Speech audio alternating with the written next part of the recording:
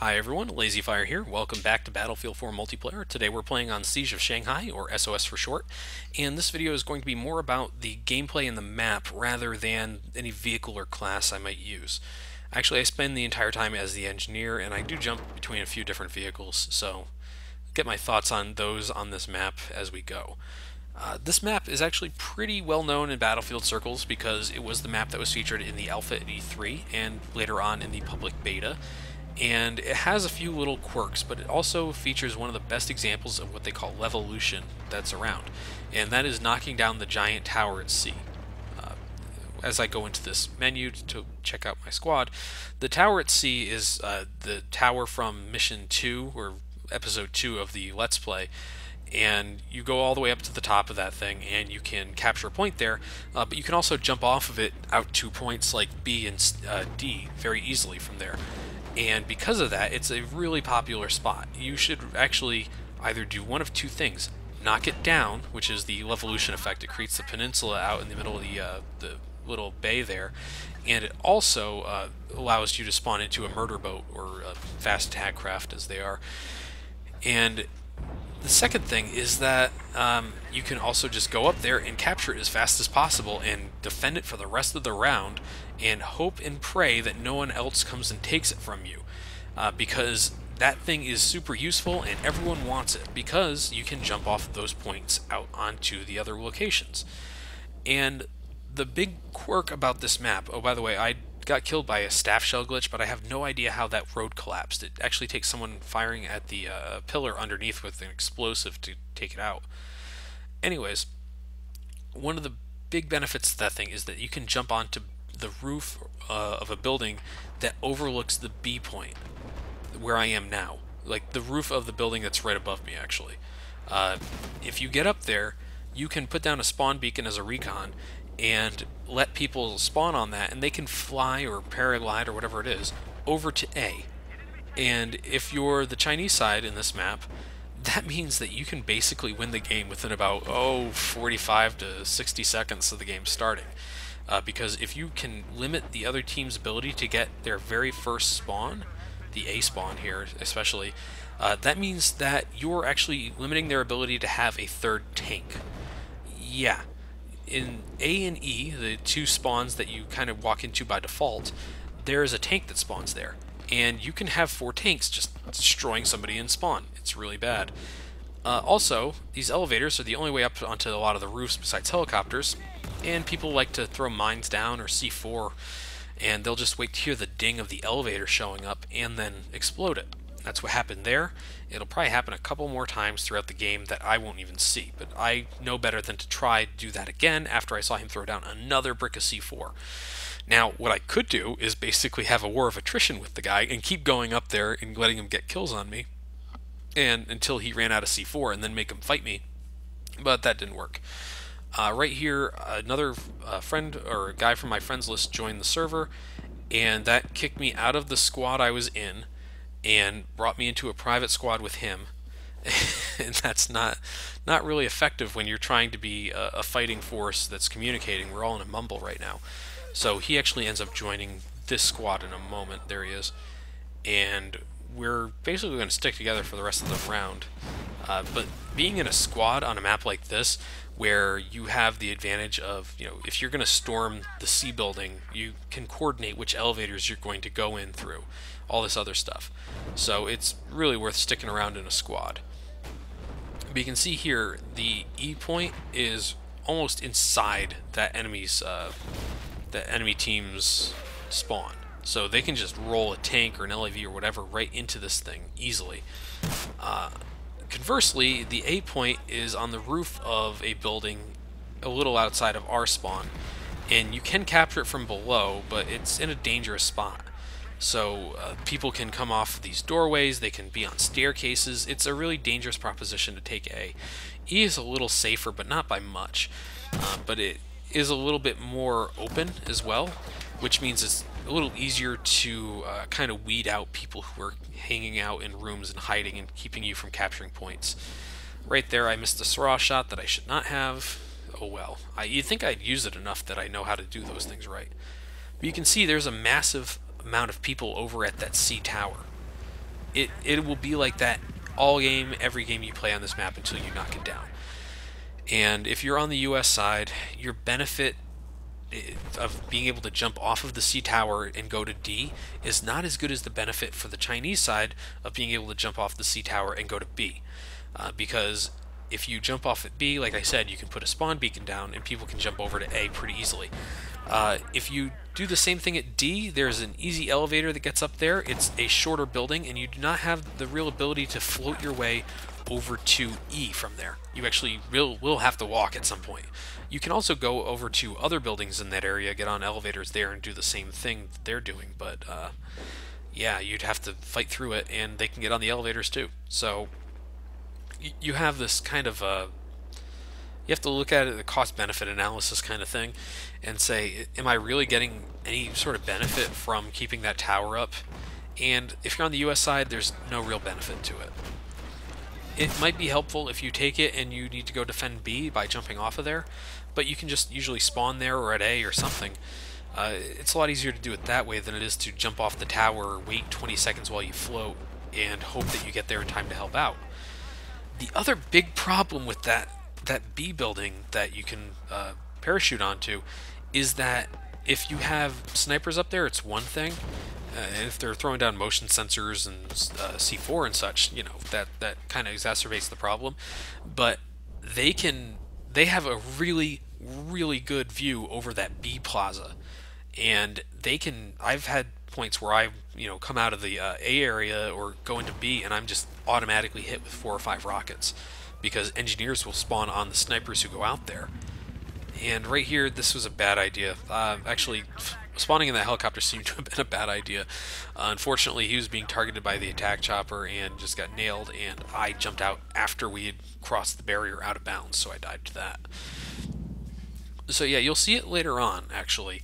I will end up going onto the B roof, and we'll use that to take out a tank or two, and it's really effective that way. I can't really bemoan someone who uses something that's in the game, but it's really unfun to play against at times. We're about 50 tickets behind here, so that's not too bad considering the game was about 1,000 tickets at start, or 800 tickets at start. So we're still in this game. Now this LAV, I realize now, probably would have been better off going into the water and then going across the way over to E and try to push out of there and make their tanks come back and start fighting us. But instead, I push over land. And this is actually part of my favorite areas of this map, is the fact that there are these bridges and there's multiple paths around it. There's the bay for infantry or LAVs to go through, or for jet skis. There's a lot of paths around here that don't involve you risking your ass all the time. But you can get into these huge firefights. It's really great. There's going to be a point later on where I definitely do that. I've popped active protection here. I can scare him away with a couple tow missiles. Not a bad deal. He doesn't even have time to shoot me on this one. He saw the missile coming, and he, I think, has smoke. So he can't even deflect it. He has to get away from me. And I'm lucky enough here to have a fellow goon grope him on there, kind of in the area, to distract the tank, and then somebody shows up in a Humvee sort of thing, and is able to distract them even further, which means I have time to get my active protection back up and knock this guy out. The thing about my use of active protection is I'm actually really conservative with the use of it, and that's gotten me in trouble a few times. Later on you'll see it happen, but right here too.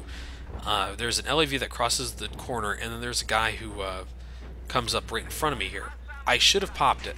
I really should have, because I wouldn't have been disabled there. I would have been able to get across the bridge and maybe not get shot by that tank. Yeah, that's all my fault. That really is. I was a huge target out there. There is no good reason for me to have been doing that. But right here, this is kind of our opportunity.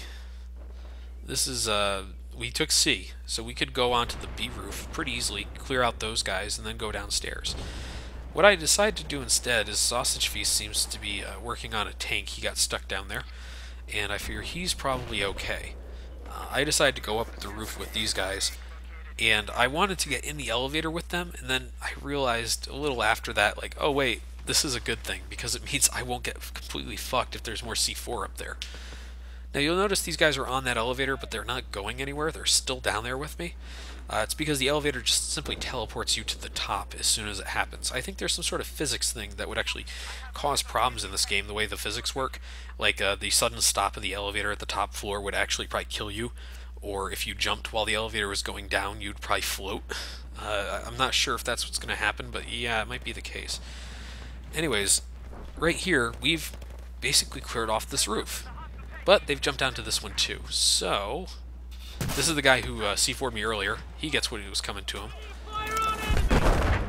And then this other guy, well, actually somebody parachutes in and kills him.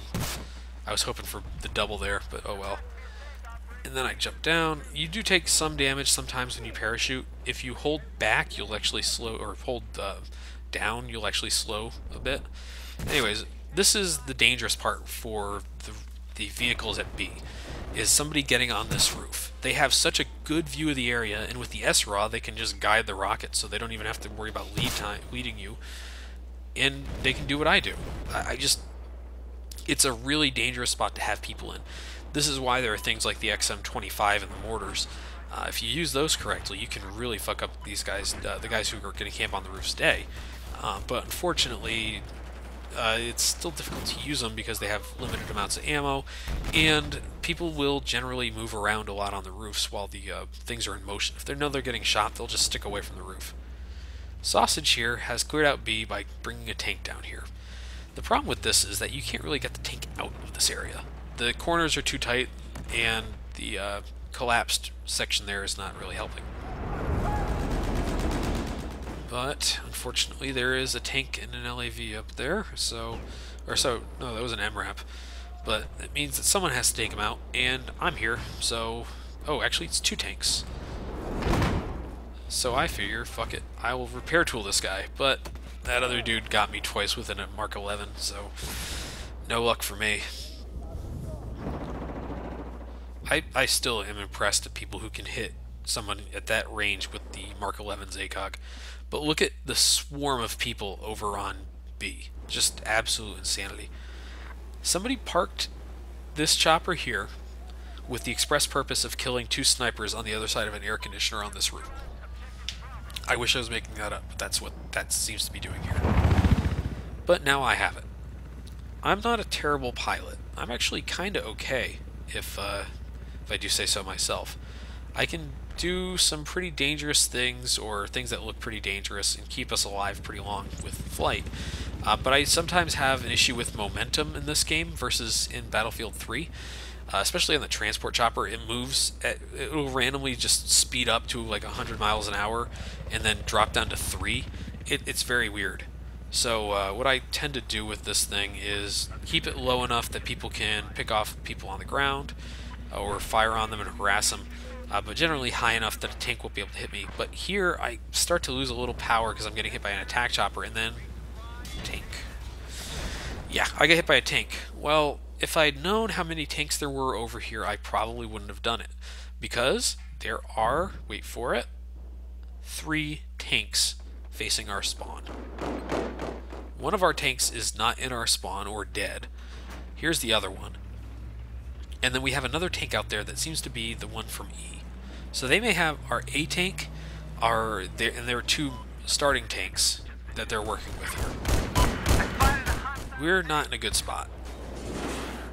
So what I end up doing here is trying to help a little bit. Unfortunately, an LAV and 1 tank firing on these 3 tanks from that distance is not going to be super effective. Watch this. I got to get 1 good SRAW kill in every chance I get, right? So what I'm going to do is I'm going to basically snipe with the SRAW here and take out these guys as best I can. Help out with this, you know. One guy also said that it was, I don't know if you saw it in the chat, one guy just said this is bullshit, he's going to go have sex. There's like a really good chance he's right on the first half and wrong on the second half. But that's what I can do from here. I can do about, what, 80 points of damage on that 1 tank. Unfortunately, one of their tanks went to A and got exploded by something. I can't tell what. I don't think any of our guys were around.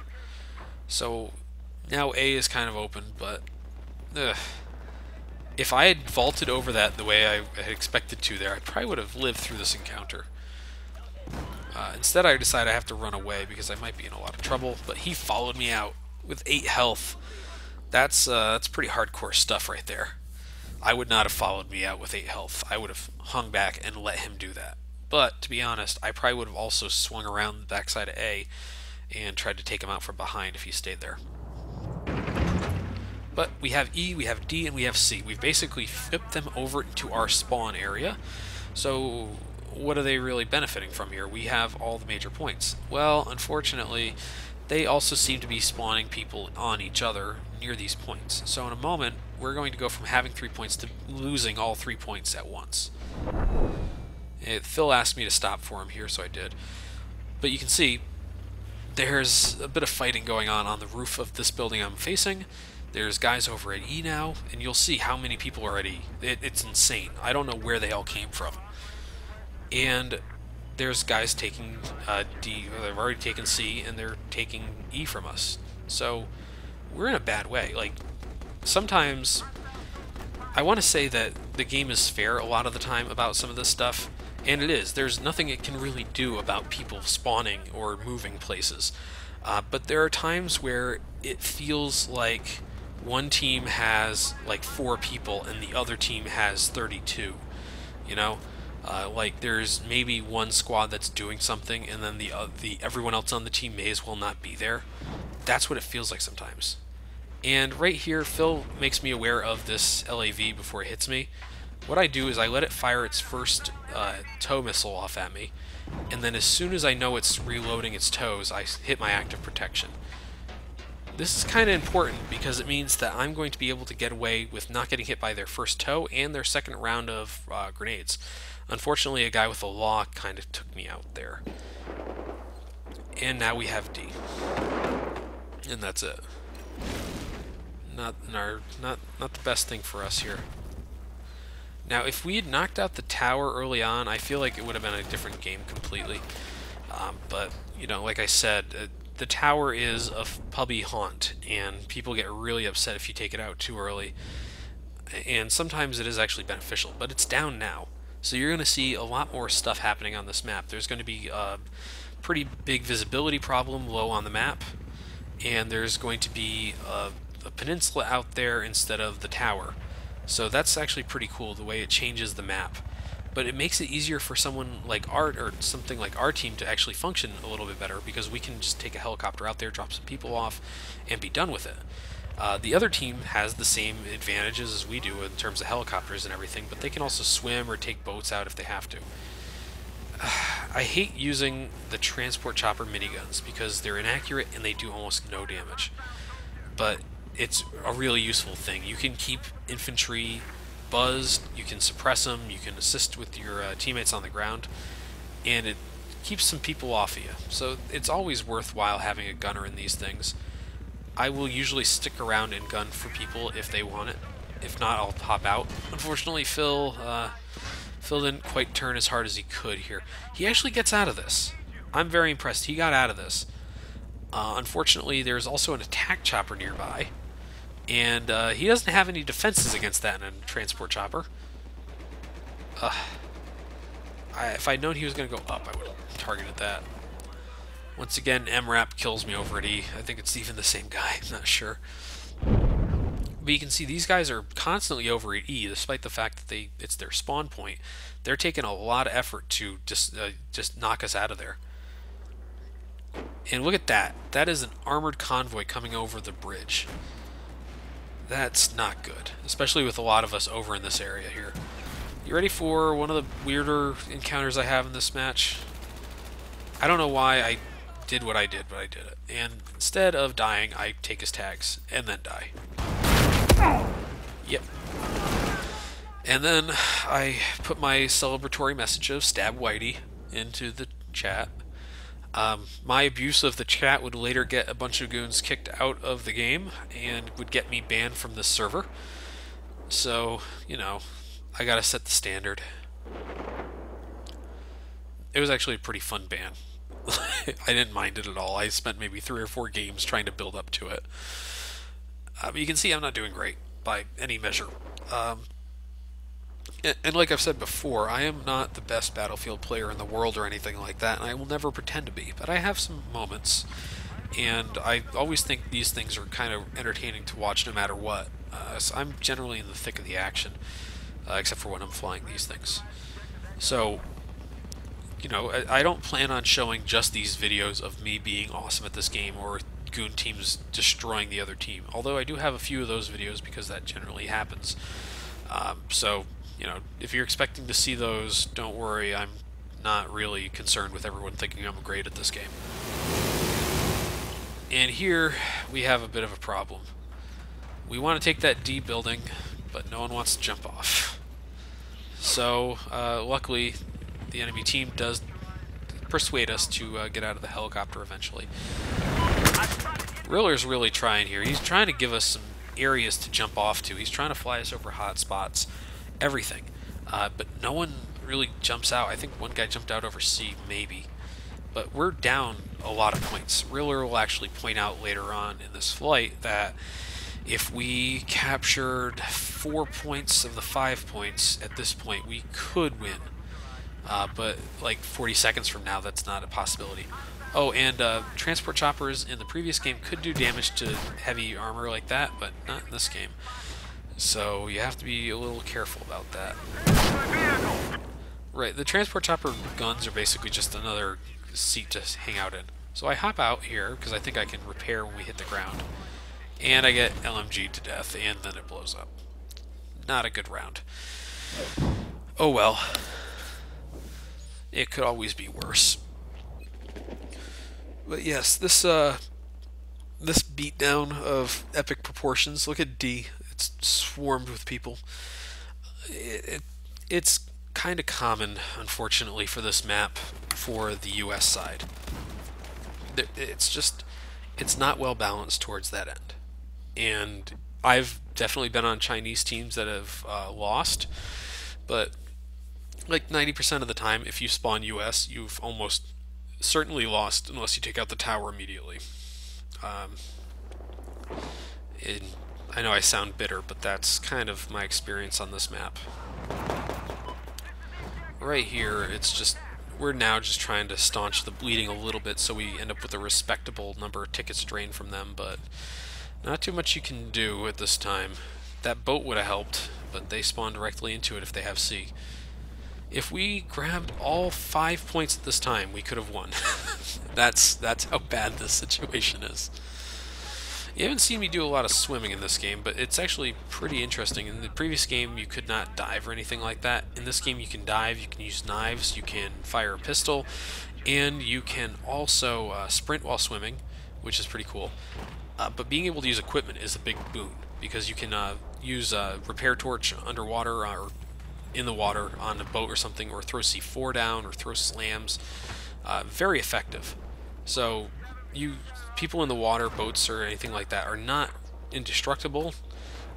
Usually other boats will take them out, but people in the water can really do some damage to them and cause some concern.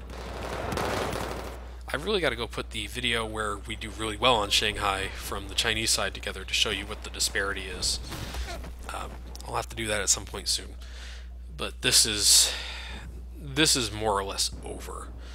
There's only about a minute left of this video, and you know, there's not enough ability and skill in the world to make us come back from this score. I've seen some insane comebacks, but never 38 to 40, 246 comebacks, which is unfortunate. I'd always love to see that kind of balance shift. But I love doing that.